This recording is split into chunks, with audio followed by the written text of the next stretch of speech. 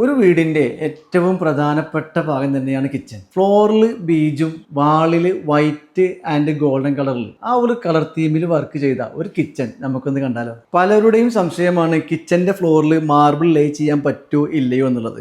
ഈ വീടിന്റെ ഫസ്റ്റ് കിച്ചണിൽ നമ്മൾ കൊടുത്തിട്ടുള്ളത് ഇമ്പോർട്ടഡ് മാർബിൾ തന്നെയാണ്. അത് കാരണം അതിന്റെ ജോയിന്റ് ഒന്നും ഒരിക്കലും നമുക്ക് കാണാത്ത ഒറ്റ ഷീറ്റ് കിടക്കുന്നത് പോലെ നല്ല വൃത്തിയിൽ ഫ്ലോർ കിടക്കുന്നുണ്ട്. അതുപോലെ തന്നെ ഇതിന്റെ വാളിലേക്ക് വരികയാണെങ്കിൽ നമ്മൾ കൗണ്ടർ ടോപ്പ് യൂസ് ചെയ്തിട്ടുള്ളത് G7 സീരീസിൽപ്പെട്ട നാനോ വൈറ്റ് കൊണ്ടാണ് നമ്മൾ കൗണ്ടർ ടോപ്പ് ചെയ്തിട്ടുള്ളത്. അതിന്റെ സൈഡ് 45 കട്ട് ചെയ്തിട്ട് വളരെ മനോഹരമായിട്ട് തന്നെ അത് ചെയ്തിട്ടുണ്ട്. അതിന്റെ വാളിലേക്ക് വരുമ്പോൾ ഗോൾഡൻ കളർ ടൈലാണ് കൊടുത്തിട്ടുള്ളത്. ഒരു ബൾജ് നിൽക്കുന്ന ഹൈലൈറ്റർ ടൈലാണ് നമ്മൾ ഇതിന്റെ വാളിൽ കൊടുത്തിട്ടുള്ളത്. കൗണ്ടർ ടോപ്പ് ആയിക്കോട്ടെ വാളായിക്കോട്ടെ ഒരു വൈറ്റ് ആൻഡ് ഗോൾഡ് കളർ തീമിലേക്ക് കൊണ്ടുവരാൻ കാരണം ഇതിന്റെ കബോർഡ് ഫുള്ളായിട്ട് വന്നിട്ടുള്ളതും ഒരു വൈറ്റ് ഗോൾഡ് കളർ തീമിലാണ്. അതിനോട് മാച്ച് ആക്കിയിട്ട് തന്നെയാണ് നമ്മൾ ഇതിന്റെ വാളും കൗണ്ടർ ടോപ്പും ചെയ്തിട്ടുള്ളത്. തൊട്ടപ്പുറത്തെ വാളിലേക്ക് വരികയാണെങ്കിൽ ബാക്കിയുള്ള വാളിലേക്ക് വരുമ്പോൾ നാനോ വൈറ്റ്, അതായത് G7 ഗ്രേഡിൽപ്പെട്ട നാനോ വൈറ്റ്, അതിനെ നമ്മൾ ഒരു 20 സെന്റിമീറ്ററിന് കട്ട് ചെയ്ത് അതിന്റെ സൈഡിൽ ഒരു ഗോൾഡൻ റീപ്പർ കൊടുത്തുകൊണ്ട് ഒരു പ്രീമിയം ലുക്ക് കിട്ടാൻ വേണ്ടിയിട്ട് ആ ഒരു ലെവലിൽ തന്നെയാണ് അതിന്റെ വാളുകൾ ബാക്കിയുള്ള 3 വാളുകളും നമ്മൾ ചെയ്തിട്ടുള്ളത്. ഇങ്ങനെ മൊത്തത്തിൽ ഈ ഒരു വൈറ്റ് ആൻഡ് ഗോൾഡ് വാളുകളിലും